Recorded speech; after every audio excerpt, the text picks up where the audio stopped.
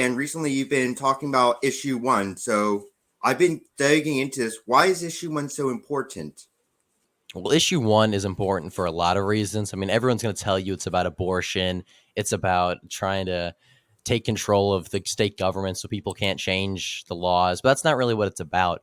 I mean, the Ohio Constitution, and I think the founding father, basically what issue one is, for those of you who don't know, it's a bill or it's a referendum that'll be on the ballot tomorrow, August 8th.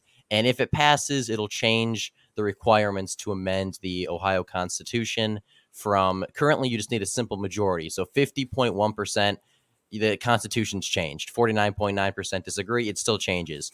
That would raise the issue one would raise the threshold to 60% needed to change the Constitution. And it would also do some stuff with currently you only need signatures in 44 counties to amend the Constitution. It would make it all 88. So you would need widespread support to amend the Constitution because you would have to get signatures from every single county, and you'd also need 60% of the vote in the referendum to amend the state constitution.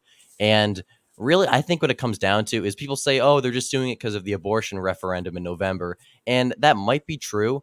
But even if that wasn't true, I would still vote yes on this issue. And I still think it's important Oh, because the Ohio Constitution has been amended, I think, 170 times since 1912 compared to the U.S. Constitution, which is like 27, I believe, 26 or 27, mm-hmm.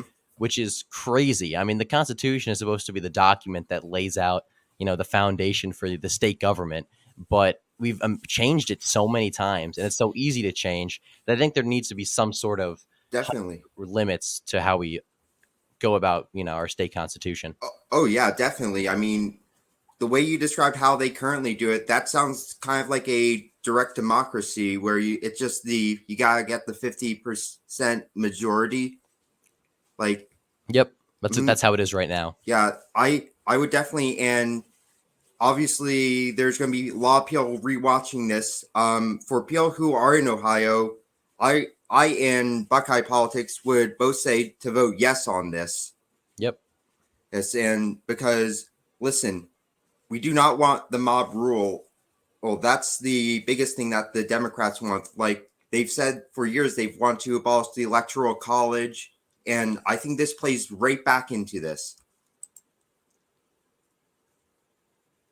Yeah. And I think this also went. We also were able to get the next question, which was what is your stance on? I think that we got that pretty well. If you want to elaborate on it. Yeah, so kind of like I said, I mean, yeah, I mean, part of me is supporting it just because I don't want abortion laws in Ohio to be changed in November. That's partially why I'm supporting it. But the main reason is, like I said, because I just think it needs to be a little bit more difficult to amend the state constitution. If you want Oh, to just have a definitely. referendum, then that's and then give 50%, that's fine. But if you want to go in and fundamentally change the document that kind of is the cornerstone for our state government, I think you do need widespread support for that and not just a 50%. You definitely do, and I've been looking into some articles.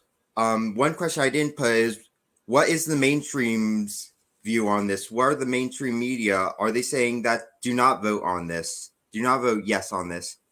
Well, it's actually been pretty mixed. I've been kind of surprised. I mean, normally the media in Ohio isn't, I don't want, I mean, there's the Columbus Dispatch and the Cleveland Plain Dealer. Those are two newspapers that are pretty popular here. Those are both usually pretty left wing, but a lot of more local publications and media sources are actually pretty unbiased. It's kind of surprising.